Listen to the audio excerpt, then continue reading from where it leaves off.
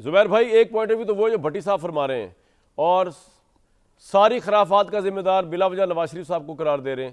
دوسرا point of view وہ ہے کہ جناب یہ دیکھیں مریم نواز کی پرفارمنس دیکھیں, شہباز شریف کی پرفارمنس دیکھیں. آج مسلم لیگ نون نے وائٹ واش کر دیا ضمنی انتخاب میں. واٹس یور ٹیک سر؟ دو چیزیں ہیں. ایک تو یہ ہے کہ ضمنی انتخابات کے نتائج اور یہ اس کی انٹرپریٹیشن کہ جی یہ کیا کارکردگی کی بنیاد پر مسلم لیگ ریوائیو ہوئی ہے. تو کارکردگی تو بھٹی صاحب نے بھی بڑے اچھے طریقے سے بتا دی. اور آئی ایم ایف کی رپورٹ دیکھیں, آئی ایم ایف کی رپورٹ میں کیا ہے. میں اگر اس کا ایک دو بیانیہ بتاؤں کہ جو رولنگ الیٹ ہے ہمارا, جو رولرز ہیں, ان کے ڈیلیبریٹ فیصلے ایسے ہوتے ہیں وچ انشورز پور ریمین پور.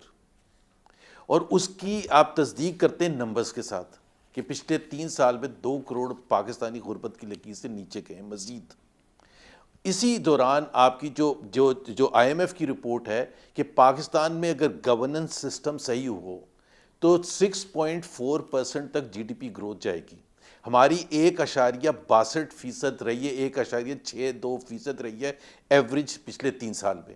تو یہ جو گیپ ہے جس کو ڈائریکٹلی جس کی وجہ سے غربت میں اضافہ ہوا ہے, جس کی وجہ سے جو پرچیزنگ پاور ہے مڈل کلاس کی 60% میں کمی ہوئی ہے, جس کی وجہ سے سیلریڈ کلاس میں 2.5 ٹائمز ٹیکسز انکریز ہوئے ہیں. تو کارکردگی اس طرح سے نہیں ہوتی بسز آپ نے کر دی یا پل آپ نے بنا دی یا انڈر پاسز آپ نے بنا دی. کارکردگی ہوتی ہے اکنامک ایکٹیویٹی جنریٹ ہونے سے, جس سے امپلائمنٹ جنریشن ہوتی ہے.